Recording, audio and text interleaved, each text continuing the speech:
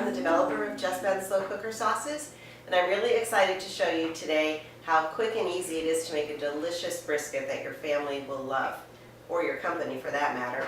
So to start with, I have a beautiful brisket here. It's about 4 pounds, I would say. You will not believe how easy this is. So let's say you're rushing in the morning and you just want to hurry up and get dinner going before you go to work or get your kids off to school. So all you do is put the brisket in the slow cooker,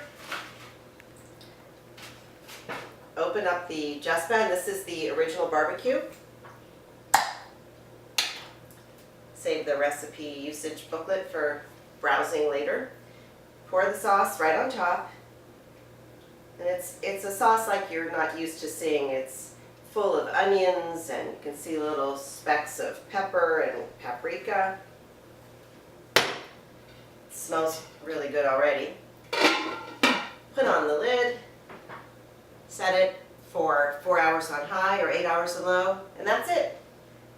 You've now got dinner going. You can go about your busy day, come back a little bit later, you have a delicious dinner. Gotta run.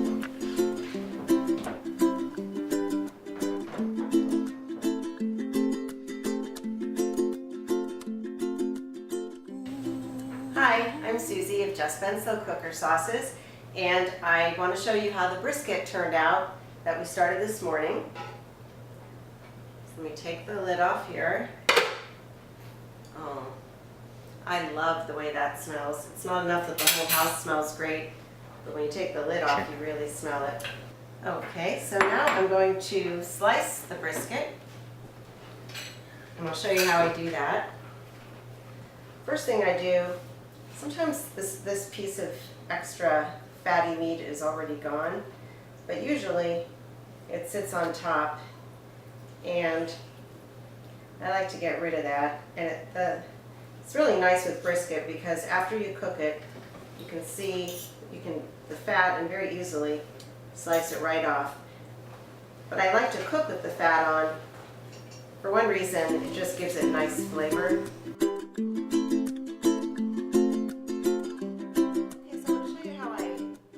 Brisket, because actually with brisket and any other meats that are naturally tough, it's a really important step to make sure your slices are tender. So I lined my brisket up so that the grain or the lines in the meat go across, and I'm going to make sure I cut exactly perpendicular to the grain, which is a little tricky sometimes because it's not exactly the same shape that the meat is already cut in.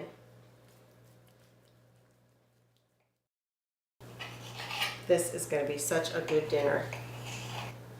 And almost on cue, my little fluffy dog here, I think she's memorized the sound of the meat slicing on the board. She always comes in right at this time, hoping I'll drop a piece.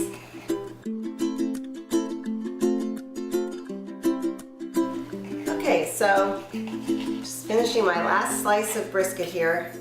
And it's so tender, and the flavor of the Jesben slow cooker sauce seems to have permeated the meat because I don't even have the sauce here. I'm still getting the benefit of the delicious onions and brown sugar.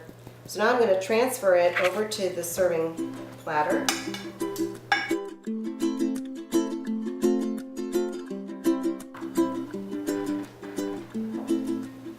Okay, so I'm switching out my cutting board for my slow cooker because I want to put all that delicious sauce back on the meat.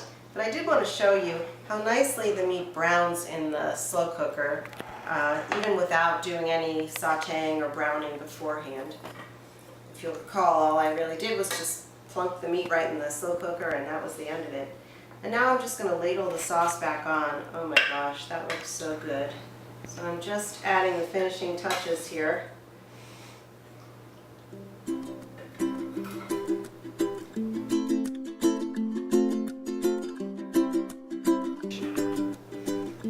So there you have delicious slow cooker meal, barbecued beef brisket. Took seconds to prepare. I'm just going to show you how I like to serve it. Look how good that looks. Some sauce.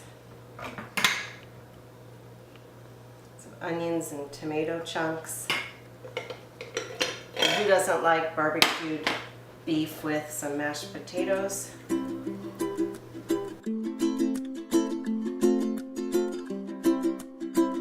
we have it, a delicious dinner courtesy of Jesben Slow Cooker Sauces. This is barbecue beef brisket with some mashed potatoes on the side. I don't know about you, but my mouth is watering. You can do the same thing that I just did here. It's that easy and that quick to prepare, and trust me, it is that delicious. Thank you.